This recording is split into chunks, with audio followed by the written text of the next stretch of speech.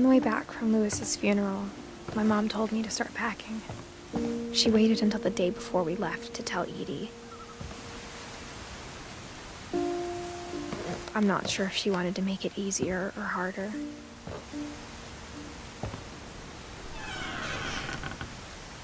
I wish we'd stayed. But I understand why we left.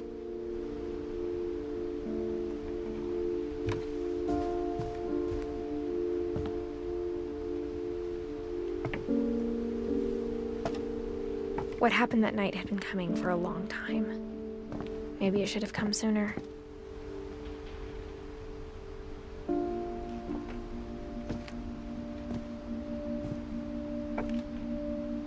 But it had to end one way or another. All that's left now is to tell you about that last night.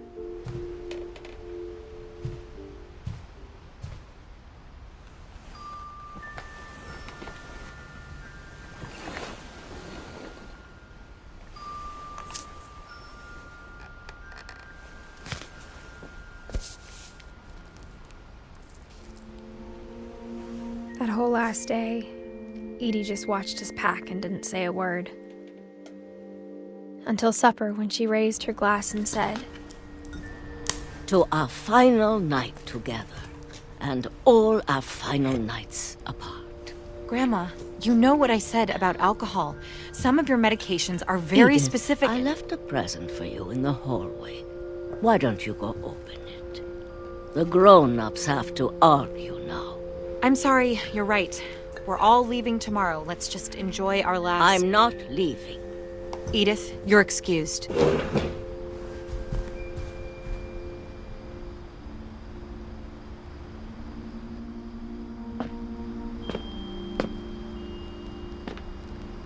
the power had been shut off that morning, but Edie always had plenty of candles. When my mom sealed the library, I don't think she knew about the other entrance. Or that Edie had a key to it.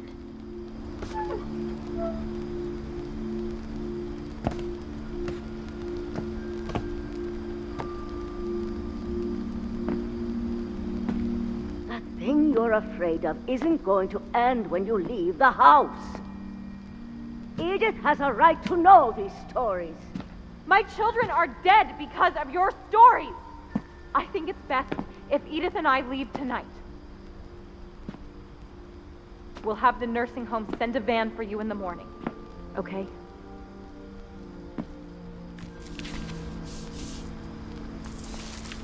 Dear Edith, there's so many stories I wish I could tell you, but there's only time for one. This is about what happened on the night you were born. That night, the tide went way, way out.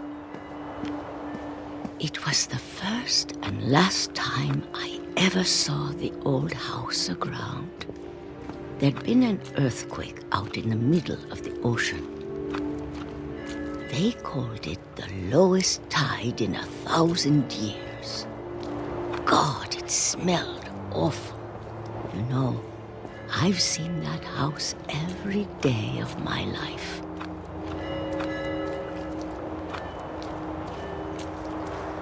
But I never thought I'd go back to it. When the fog rolled in, I lost my way.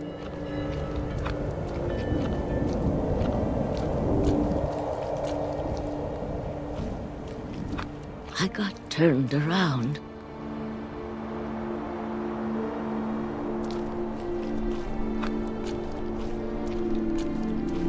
I started seeing things.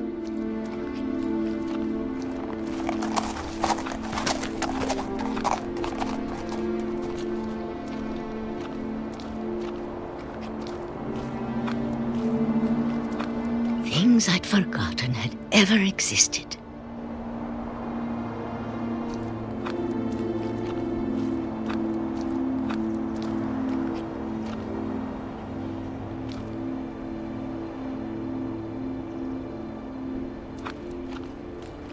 But when I saw them, they felt like old friends.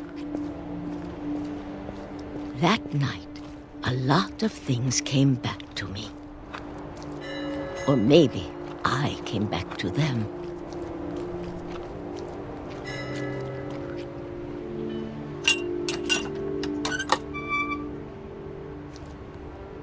Things I can't explain, but that I need you to try and... Edith, what are you doing in here?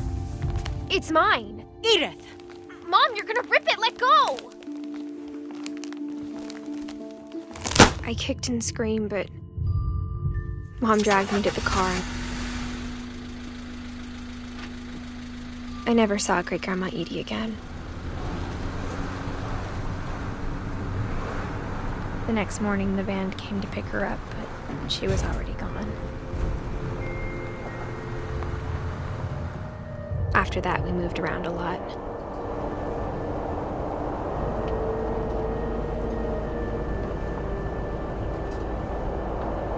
We both tried to make the best of it.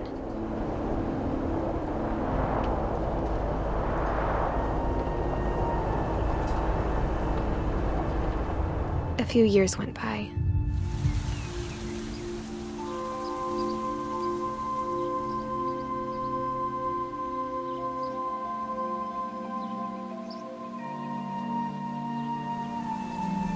My mom didn't like to talk about it, but she started getting sick a lot. The rest happened pretty quickly.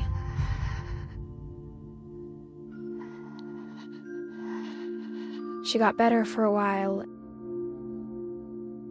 and then she didn't.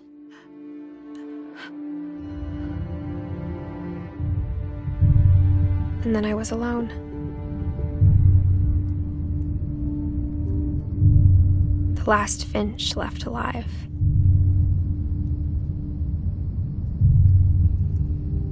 Until I found out about you. I'm still not sure what to tell you about all this. If we lived forever, maybe we'd have time to understand things. But as it is, I think the best we can do is try to open our eyes. And appreciate how strange and brief all of this is.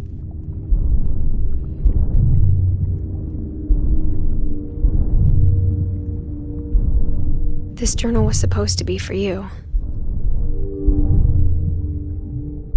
But now I hope you'll never see it. I just want to meet you and tell you all these stories myself. But I guess if you're reading this now, things didn't work out that way.